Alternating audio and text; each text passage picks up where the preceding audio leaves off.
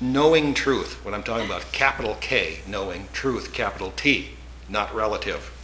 Knowing truth does not take any time at all. If we want to use time, we can say it's a split second. That's it. Now, if you want to use time, guess who wants to use time? Yeah. I do. Like ego. I want to use time because I want to check you out. I want to be sure. Stay where I am. Right. And as soon as the truth starts dawning, the realization of the truth, unless there's help by some living person, the ego will say, that's enough, I'm going someplace else. And the search continues, just in a different venue. Because where it was getting close for the ego to see its own unreality, it will take itself out of the game and start down a different path. Because all paths have at their core, ultimately, they're pointing to truth. They've been perverted and corrupted through the ages, something terrible. But at their core, they're all pointing in the same direction.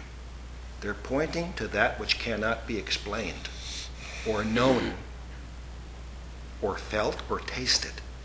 Just like the present moment is here, although the mind can't grasp it because there's nothing to grasp onto.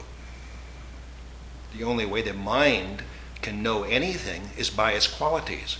I can know this here glass because I can feel it, I can see it, I can taste it, I can smell it. I can use all of my faculties to say, that's a glass. I know that, and relatively that's true. That serves this world.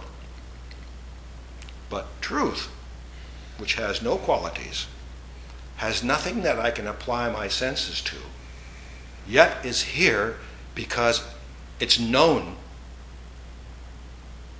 How then do you know this, which you can't know with the mind? You then, once this is heard, one begins to see the limits of the mind. The mind is in fact limited. It cannot go beyond its own self.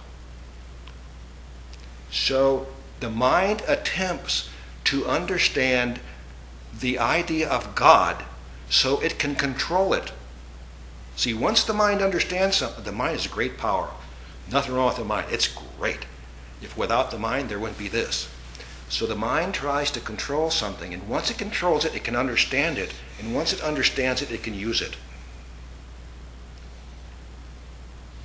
But God or truth or that cannot be controlled.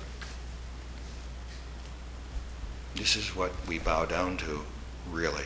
This is what the religions, the great classic religions of the world, are all pointing to as the bowing of the head is the surrender. It's the knowing that there's something greater than this ego can understand. It's the complete surrender. The search is over.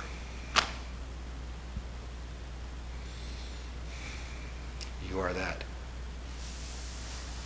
I am contained in that. That is not contained in me in that sense.